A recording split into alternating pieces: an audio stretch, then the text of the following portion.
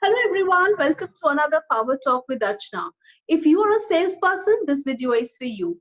If you are battling your way up to be the employee of the year, this is the video for you. If you are a business person racking your brain how to train your sales professionals, this is the video for you.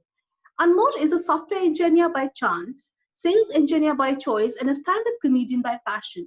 He worked with IBM for 4 years as a software engineer before moving into sales. An avid reader, he's currently consulting 4 companies on their sales strategies. He is the top 15 sales guru to follow in 2020. Welcome on board, Anmol. Anmol is a part of my professional network based here in Bengaluru. He is your guy to notch up your game in sales and marketing. Let's speak to Anmol. Hello, Anmol. Welcome on board. Hey Archana, thank you so much for having me over. It's a pleasure to be interacting with you. Looking forward. Great pleasure is all ours, Anmol. So, Anmol, tell us, what is your game plan? People are talking about you, companies are hiring you because you help them notch up their games. If everybody's talking about numbers, what is your number plan? Yeah, so I think this is a great opportunity to at least build a top of the funnel approach, which is more of not sell directly to customers. Like I don't think people are open to taking your cold calls or direct, pitching right now. I think it's more of help customers solve their existing problems. Let's take an example. Okay, let's say you are into an ERP for restaurants. Okay, and we know that restaurants have been battered left, right, center by the pandemic. So as an organization, can you help restaurants cut their costs? Can you give them some solutions which have probably worked for other restaurants? Or how do they go about coming back to business, right? So if you create value at that level and you give that value to your customers, to your prospects, more importantly to people who are not working with you, they will appreciate the value that have come their way, and this builds a relationship. So probably 4 or 5 months from now, they're more receptive to hearing your sales pitch. So the answer is this is a great opportunity to build a top of the funnel approach, build that pipeline, maybe not so much to sell, it kind of directly in your face types. Right. I think very well said, Anmol. It's about sell but not sell. This is a time to build relationships and add value to their existing system so that you go to them with a solution and not create another problem of them shelling out money on your approach. Great. I think that's wonderful, Anmol. That's a new perspective you've given to all the salespeople. It's time to build relationships. Tell me another thing. I mean, like, we could be late for our meetings. We could be maybe, maybe not one of the favorites of our customers. The customer may not be your favorite, or you are offering the same package maybe at a very higher price.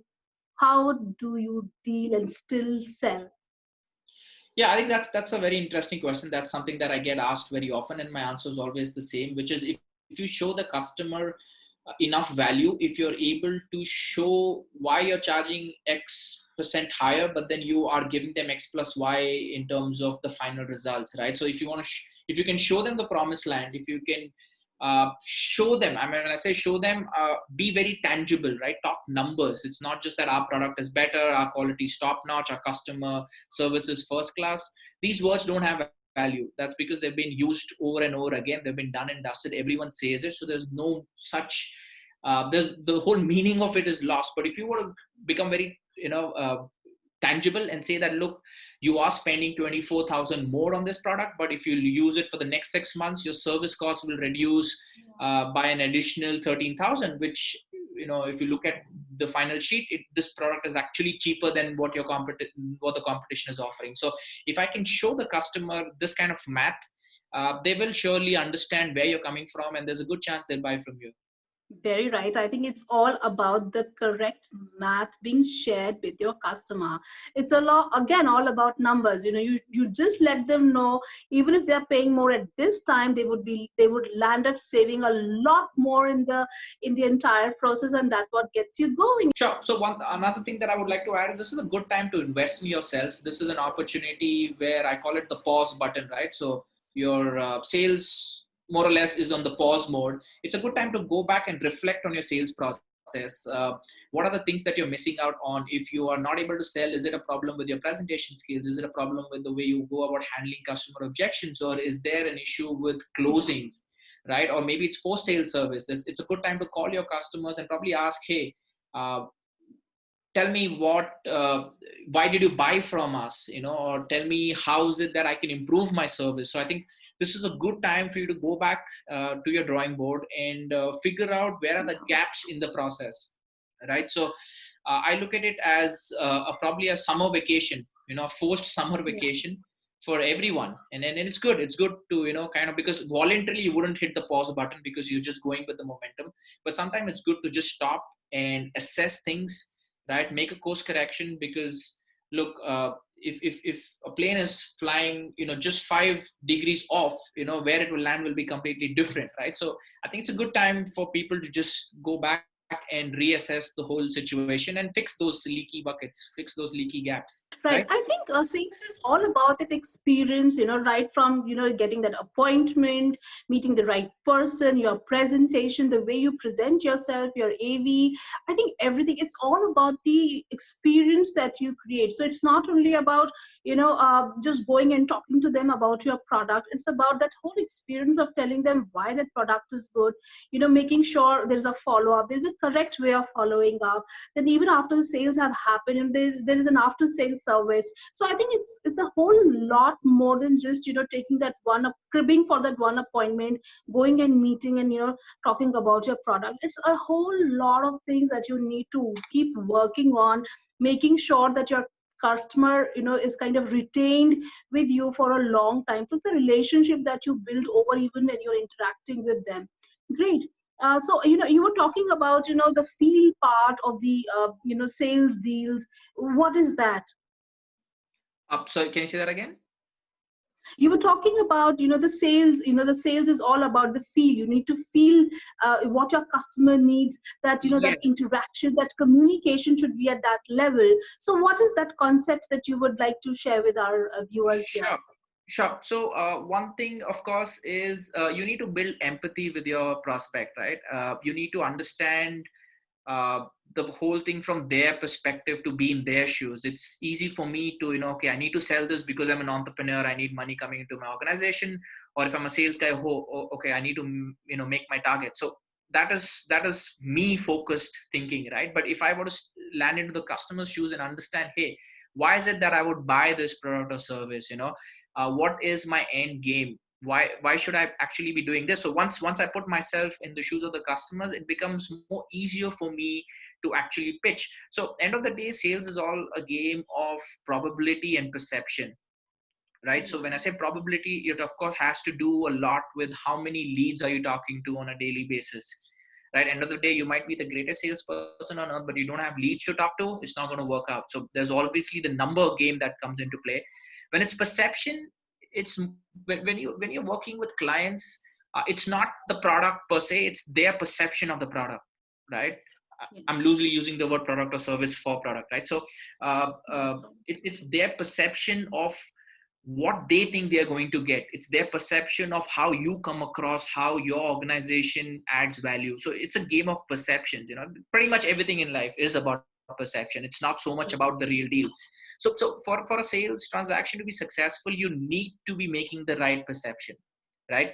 And coming back to your question, you were talking about how do you make the customers feel that you're the right person. So there's the classic feel, felt, found technique, right? When customers throw objections, what you need to do is you need to have, let's say you throw an objection that your price is too high, right? And me as a salesperson, my first part of the way to answer this question could be, I feel what you're saying.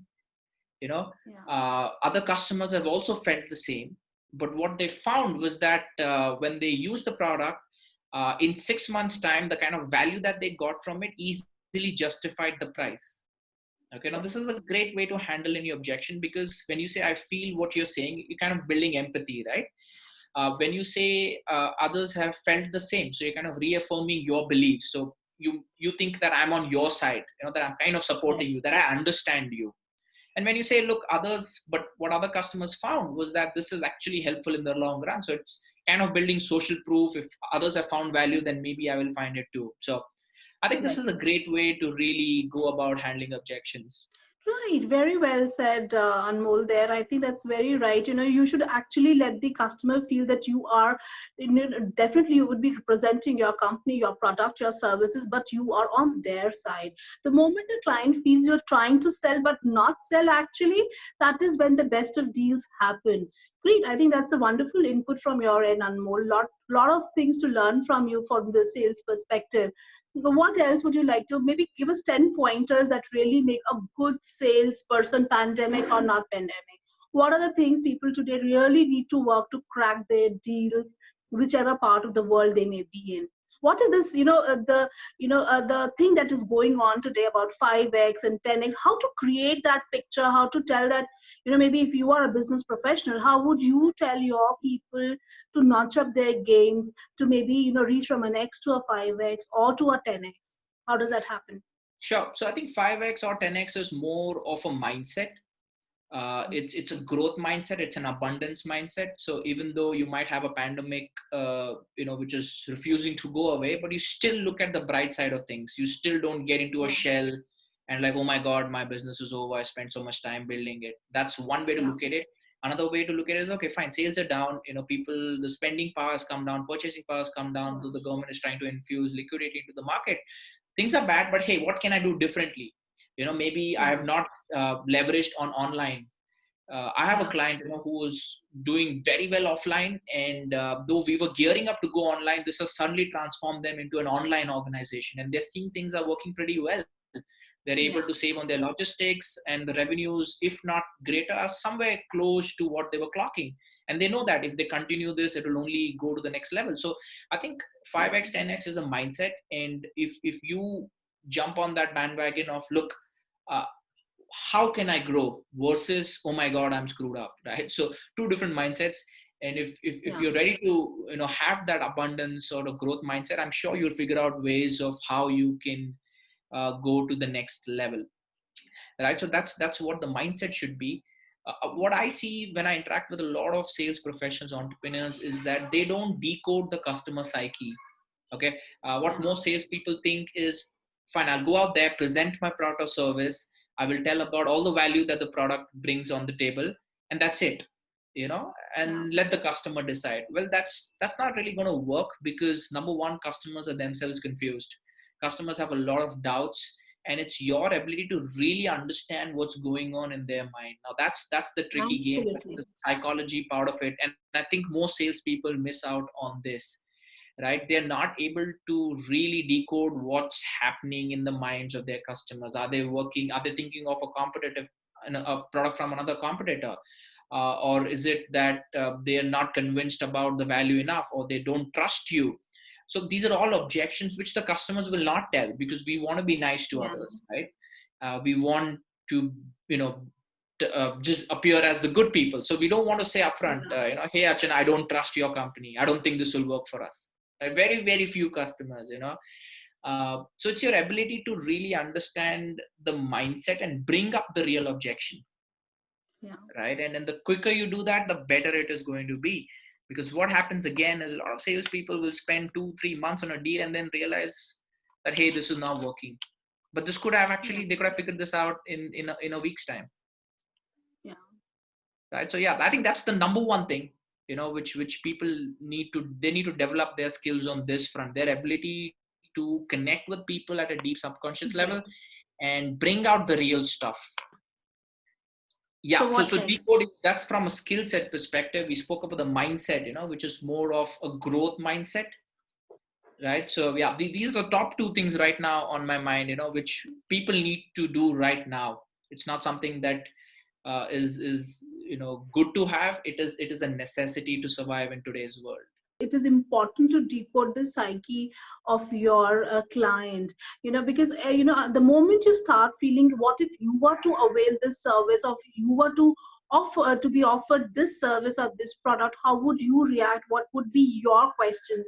The moment you put yourself in their place and ask questions, you will get all the answers. So there is a no barrier in front of you. The way you think, you are welcome to all kind of questions. You're welcoming their perspective, their doubts, everything. So the answers are there in front of you. I think that is very important for any salesperson, to be open to the idea of objections or resistance, or asking or being asked a lot of questions.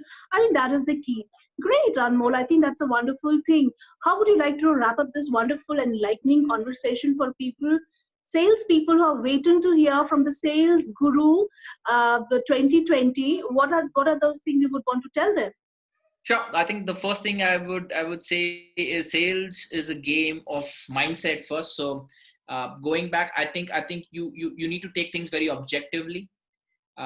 There is nothing personal in the game of sales. It's when a client says no, they're not telling you no. It's the circumstances around it. That's the first thing. Second thing is you need to get into social selling, right? You need to understand your prospect even before you hit upon them. You need to do research in terms of where that person is, understand their personality types, and customize your offering to them. Show them that, look, uh, there is competition, but why you stand out? You need to showcase the USP, right? So one thing is having the Right. USP. Second thing is communicating that well to the prospect.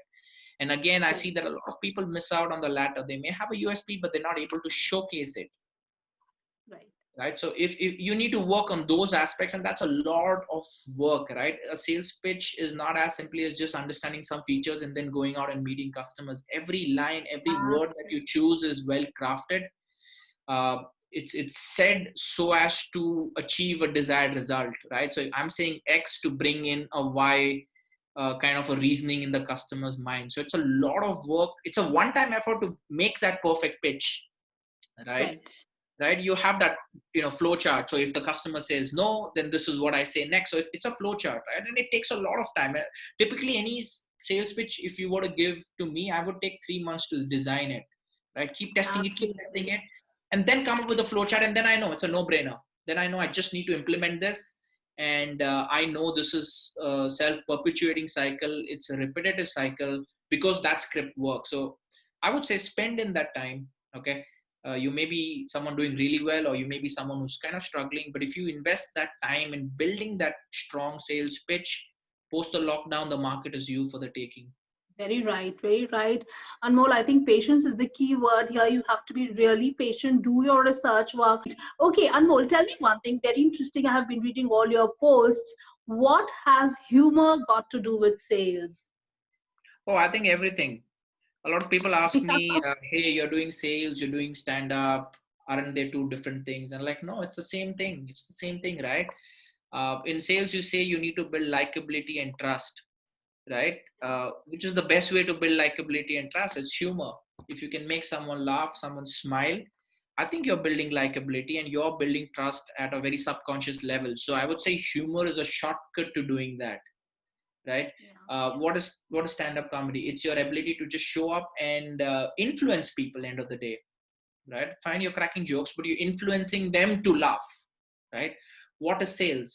It's nothing but influencing people to believe that, hey, this is the right product or service for you, right? So I think it's everything. Both are pretty much the same thing. End of the day, it's psychology, and if you play on that Yeah. psychology well, you'll be a good comedian. You'll be a good salesperson as well. So I think there is that 100% match.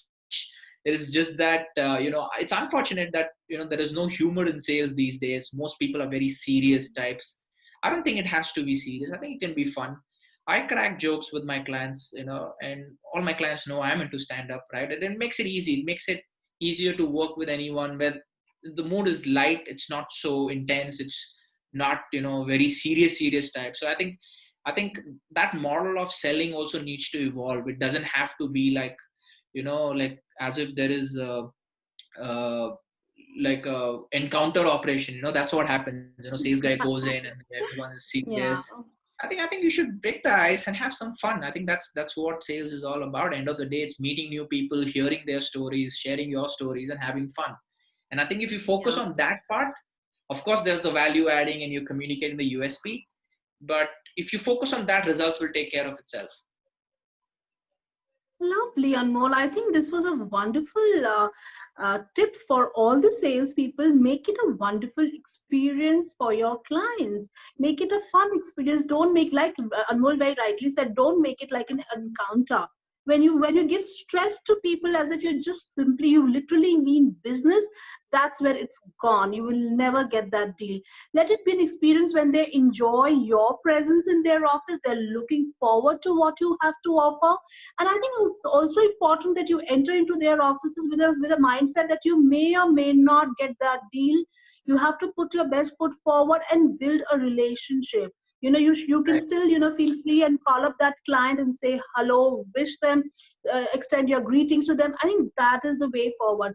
I think that is lovely and more. I think this part, all the people in the sales, you may be from the best of management schools, but I think this is one very unique combination that Anmol has put forward to all of us to think about, that humor can really play a big role as to how you present yourself to your clients. Wonderful.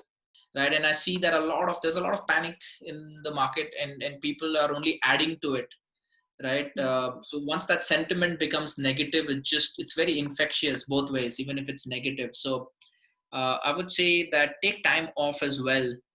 Right. Not everything has to happen as per the plan. Sometimes it's good to go with the flow. Right. And you never know which way it's going. So we have a lot of clients who are in the hospitality, travel, and entertainment space. uh, Again, for them it's a nightmare, right? Because Yeah. the business has come to a virtual halt. So Absolutely. yeah, I think if the inner side also comes to a halt, that's when the answers come, right? So I think it's very important for everyone to just soak in the moment, and then hit Yeah. that pause button internally, if especially if you're in sales, and Yeah. if you're an entrepreneur, who's struggling to pay salaries. Again, tough times, but yeah, you've got to build the inside of you. If you're strong enough, I'm sure you will come out of it. I think it's important when you just let that be for a while, you come back fresh, you come back more energized with better ideas and resilient to you. I think that is the need of the hour, and it definitely solves the purpose and brings fresher perspective to not only you but also the approach you carry to connect with your client. Lovely.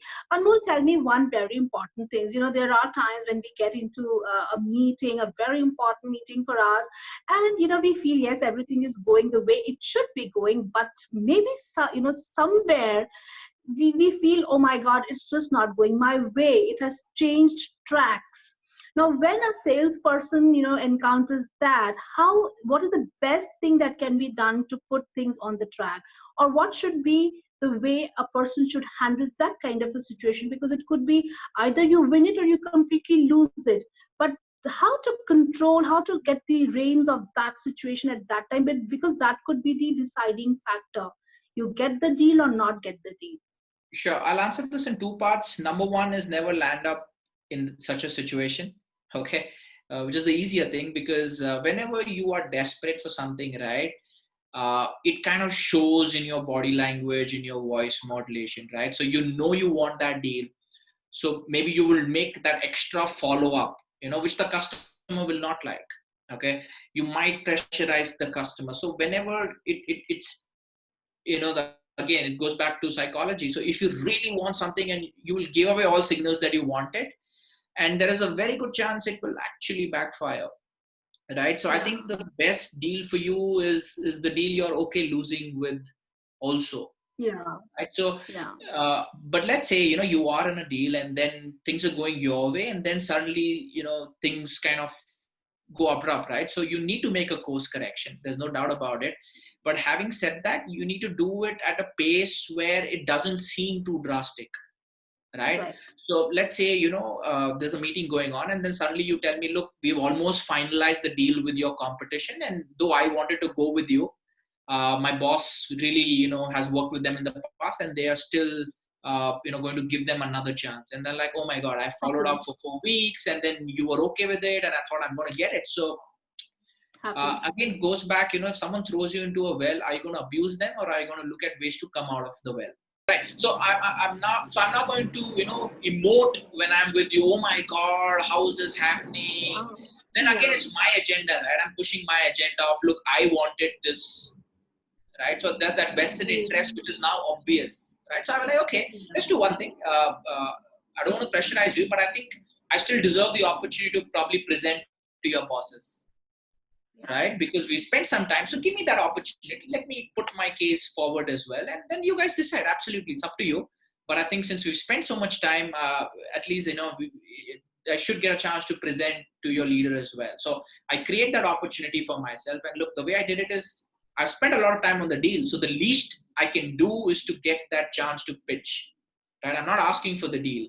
And you're more likely to give me that opportunity. Yes, because you also take cognizance of the fact that I've spent that much time. Now, when it comes to, again, the presentation, I'm going to try to understand what is it that they're seeing in the competition, which I don't have. And then my entire pitch is going to be premeditated in terms of solving those objections. Yeah. Right. So I would say, to summarize again, you need to do a course correction, number one.